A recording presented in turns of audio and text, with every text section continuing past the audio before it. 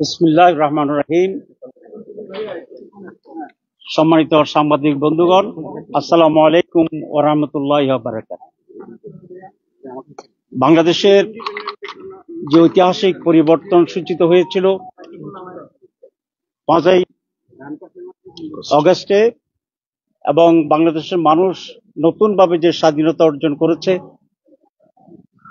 এবং সেই সংগ্রামে গণবিপ্লবের সময়ে স্বৈরাচারী শাসক যেরকম অত্যাচার, হত্যা, খুন ইত্যাদি পরিচালনা করেছিলেন, সে বিষয়ে আমাদের সরকারের অনুরোধে, বর্তমান কেয়ারটেকার সরকারের অনুরোধে জাতিসংঘ থেকে হিউম্যান রাইটস কমিশনের একটা ফ্যাক্টস ফাইন্ডিং টিম বাংলাদেশ সফর করছে, আপনারা জানেন, ইন্টারিম গভর্নমেন্টের অনুরোধে। এবং তারা বাংলাদেশে বেশ কয়েকদিন ধরে অবস্থান করেছিলেন। বিভিন্ন দলের সাথে, গ্রুপের সাথে তাদের আলোচনা হয়েছে এবং ওরা আগামী শনিবার চলে যাবেন। এই মুহূর্তে বাংলাদেশ জামাত ইসলামীকেও তারা আমন্ত্রণ করেছিলেন। তাদের সেই দাওয়াত পেয়েই আমরা আজকে সাক্ষাৎ করতে এসেছি। কয়েকটি বিষয়ে আলোচনা হয়েছে। তাদের এটা মূলত ফ্যাক্টস ফাইন্ডিং টিম।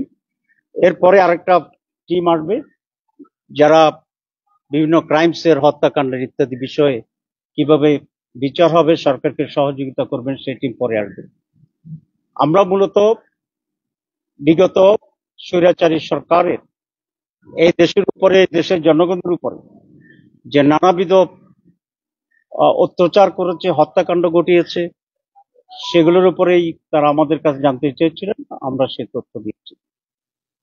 আপনারা জানেন যে এই স্বৈরাচারী সরকার 72 থেকে 75 সালে ক্ষমতায় ছিল, তখনও প্রায় 30,000 লোককে তারা হত্যা করেছিল। এরপরে বিডিআর যে ঘটনা, সেই ঘটনায়ও আমাদের অনেক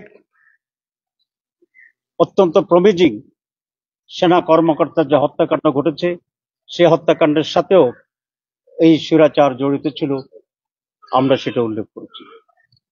আমরা উল্লেখ করেছি হেফাজতের যে সমাবেশ ছিল, সেই সমাবেশে মাস কিলিং হয়েছিল, শত শত লোকের হত্যাকাণ্ড তারা ঘটিয়েছিল শাপলা চত্বরে।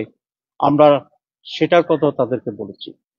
আর সর্বশেষ এই মহা গণবিপ্লব, সকল শ্রেণীর মানুষের যে বিপ্লব, ছাত্র জনতার যে বিপ্লব, এই বিপ্লবকে ব্যর্থ করার জন্য যে নির্বিচারে তারা হত্যাকাণ্ড চালিয়েছিল, হেলিকপ্টার থেকে গুলি করা হয়েছে, মনে হয় যেন একটি বিদেশি শক্তির সাথে লড়াই হচ্ছে নিজ জনগণের উপরে। এইরকম হত্যাকাণ্ড যে এটা নজিরবিহীন সারা দুনিয়াতে।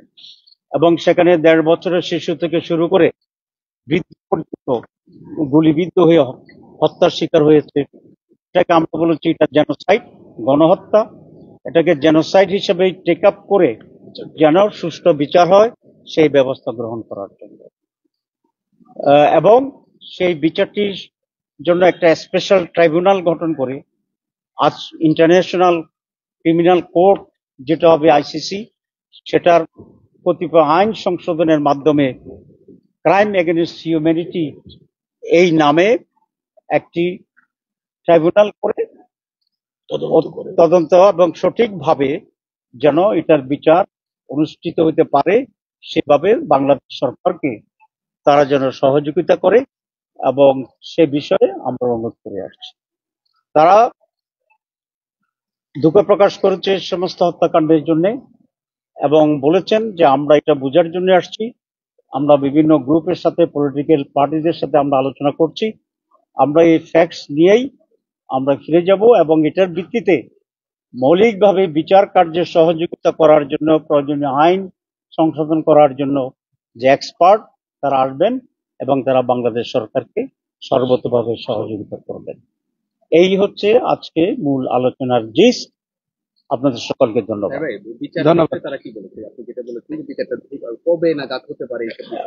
ওরা আগামী মাসেই মূল টিমটি আসবে এবং এসে টেকনিক্যাল বিষয়গুলোতে সরকারের সাথে মত বিনিময় করবে এবং ইনকোয়ারি কার্যক্রম শুরু হবে। এবং তারা তো মূলত বাংলাদেশ সরকারকে হেল্প করতে আসছে।